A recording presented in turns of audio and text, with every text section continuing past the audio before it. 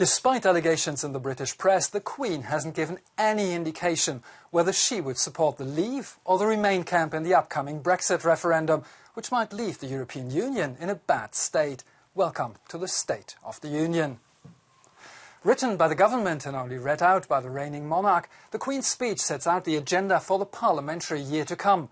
But of course, only 5 weeks ahead of the referendum, to say it was overshadowed by the vote would be more than an understatement. It's a ceremony laden with pomp and pageantry. Britain's Queen Elizabeth has unveiled the government's priorities during the traditional state opening of Parliament. Prime Minister David Cameron is hoping to press ahead with the so-called social reform agenda after the EU referendum. My government will hold a referendum on membership of the European Union. Proposals will be brought forward for a British Bill of Rights.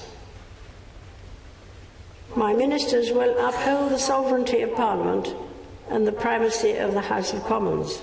Meanwhile, it's been ruled that a headline in Britain's Sun newspaper claiming that the Queen backs Brexit was significantly misleading.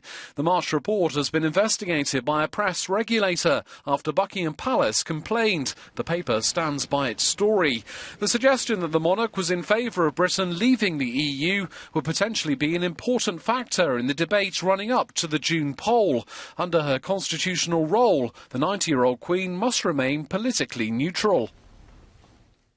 The Brexit referendum also in our graphic of the week. With contradictory opinion polls. On Tuesday, a survey predicted a large victory for those who wish to remain in the bloc and send exchange rates of the pound sterling up. But it was contradicted only hours later by another poll putting the Leave camp ahead. And the following days made clear at this stage the pollsters cannot predict the outcome. A victorious Leave camp would be the wish of Boris Johnson, the former mayor of London, who is our down of the week. Not because he's the unofficial leader of those who want to leave, but because he hit a new low in the campaign when he saw the EU in line with Adolf Hitler in an attempt to create a European superstate.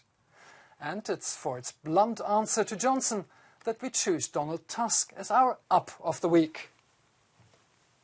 The president of the European Council for once didn't mince his words and accused the former mayor of London of political amnesia and the use of absurd arguments.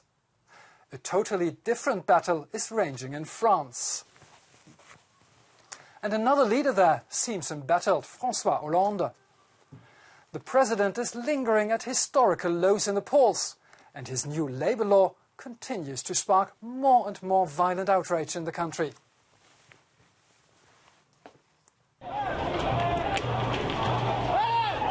French President François Hollande says he will not withdraw a controversial labour reform bill despite resistance in Parliament and fresh tension on the streets. Opponents to the bill say it would worsen working conditions, make it easier for companies to fire workers and increase unemployment.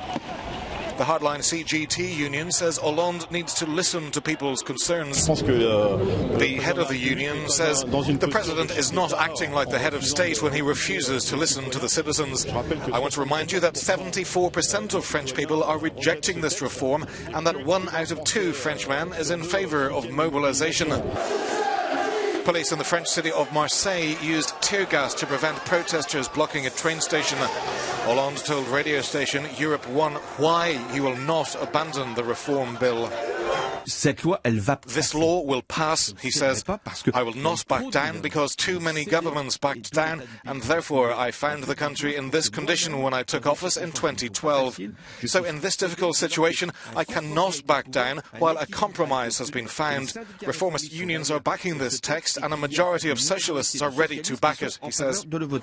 France is facing a tense week of strikes and other union action. Truck drivers demonstrated on Tuesday and rail workers are downing tools until Friday morning.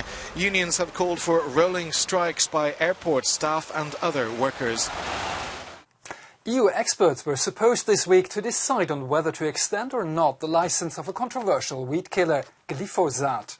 But a scheduled vote didn't even take place at the end, as it was clear that there was no majority for either side. Environmentalists, though, had a clearer message. More than 12,000 people have signed a petition urging EU officials not to grant an extended licence to a widely used weed killer. Glyphosate is a herbicide that has been accused of causing cancer in humans. Europe should be clear that we can't gamble with our health. We're citizens, we're not lab rats, and we won't stop our campaign. You know, we know that there's other big assessments of glyphosate coming up, but, you know, right now we know there's some big countries who are looking at what's happened and they're not comfortable with glyphosate. We don't want the European Commission to send out a signal that it's safe when, to be honest, the science simply isn't clear. But a joint UN-WHO panel has contested the claim that glyphosate is carcinogenic. Its current EU licence expires at the end of June. And it's time for our quote of the week, former US President Bill Clinton. He accused Poland and Hungary of wanting Putin-like leadership. Mocking both governments, he said, "Just give me authoritarian dictatorship and keep the foreigners out."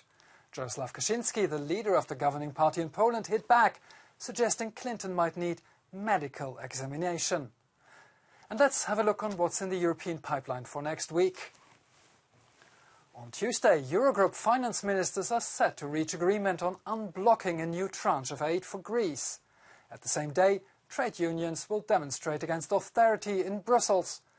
On Thursday, the G7 summit starts in Japan, and on Sunday, France will commemorate the Battle of Verdun, where more than 300,000 French and German soldiers lost their lives 100 years ago. Have a good week.